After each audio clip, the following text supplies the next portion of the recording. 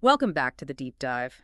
Today we're heading into the spiritual world of ancient Peru. We're talking Moche, Nazca, Inca, trying to get a feel for their religious beliefs. Exactly. We're looking at how their spirituality really shaped, well, everything about their lives based on the questions you sent in. Yeah, we've got a lot to cover. Gods, geography, rituals, the whole lot. So let's just jump right in.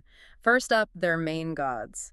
Even if we don't have all the names, what can we sort of figure out about who they worshipped? Well, given how central farming was, Yeah. you'd strongly suspect the sun, the earth, these forces were probably paramount. Makes sense. Life cycles tied to the seasons, the sky. Precisely. And, each culture might have emphasized slightly different aspects depending on where they lived and what they needed most. Okay, and Peru's landscape is incredibly diverse, isn't it? You've got the coast, massive mountains, even jungle.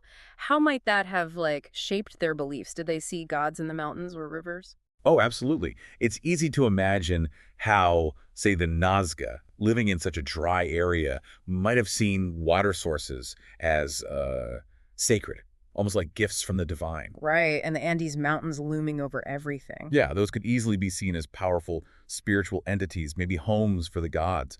The land wasn't just scenery. It was like alive with meaning. So who are the go-betweens, the people connecting the everyday world with this spiritual realm?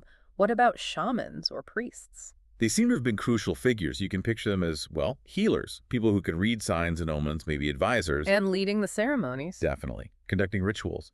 Their knowledge likely gave them, quite a bit of clout, socially and maybe even politically.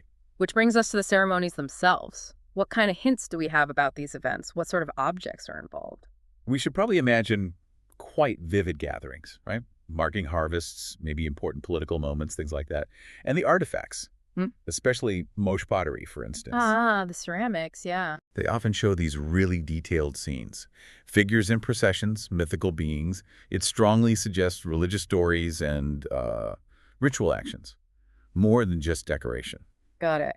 Now, there's also the difficult topic of human sacrifice. The evidence suggests it happened, at least in some contexts. How do we approach understanding its significance? It's tough, but archaeology does point to ritual sacrifice. We have to try and understand it from their perspective, within their worldview. It might have been about appeasing powerful gods, maybe during crises. Or part of a cycle, renewal through sacrifice. Possibly. Tied into their cosmology, their understanding of how the universe worked. It's complex, and we need to be careful not just apply modern values. Okay. Let's shift to the Inca. Huge empire. How did they handle the religions of the groups they conquered? Did they force their own beliefs? What's really interesting, actually, is that the Inca often seemed to incorporate local gods into their own system.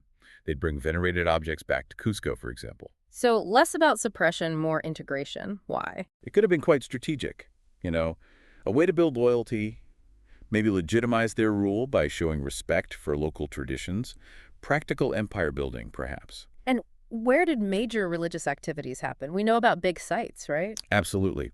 Places like Machu Picchu, Ollantaytambo, their scale and location, often high up, strongly suggest they were important ceremonial centers, places for big rituals, connecting with the divine. It sounds like religion wasn't just a Sunday thing, it was woven into the fabric of society. Completely. It likely underpinned the whole social order. Rulers probably drew their authority, at least partly, from a connection to the gods. Morality, laws, daily life, all likely tied into their spiritual beliefs. It was fundamental. And finds like the Lord of Sipan or the Nazca Lines, how do they fit in? What do they tell us specifically about religion? Well, the Lord of Sipan burial is just incredible. The sheer wealth, the symbols, it shouts hierarchy, power, and a deep connection between the elite and religious ritual. And the Nazca Lines, those giant drawings in the desert. Still a bit of a mystery, honestly. But the effort involved, it had to be significant, likely tied to rituals, maybe astronomy, water worship. Definitely something profound connecting people to the landscape and the cosmos. Then, of course, the Spanish arrived, a massive disruption. What happened to these indigenous beliefs? It was a huge upheaval, no doubt.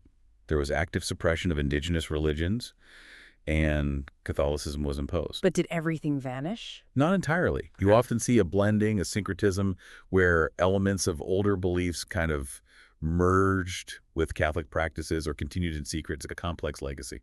So wrapping up, it's clear that for the Moche, Nazca, and Inca, religion was incredibly intertwined with, well, everything, their land, their society, how they saw the universe. It was a whole way of being. Absolutely. Which leads to a final thought for you listening. How might these ancient perspectives, this deep connection to place, this integration of the spiritual into the everyday, resonate today? Is there anything we can learn from how they saw the world that challenges or informs our own modern outlook?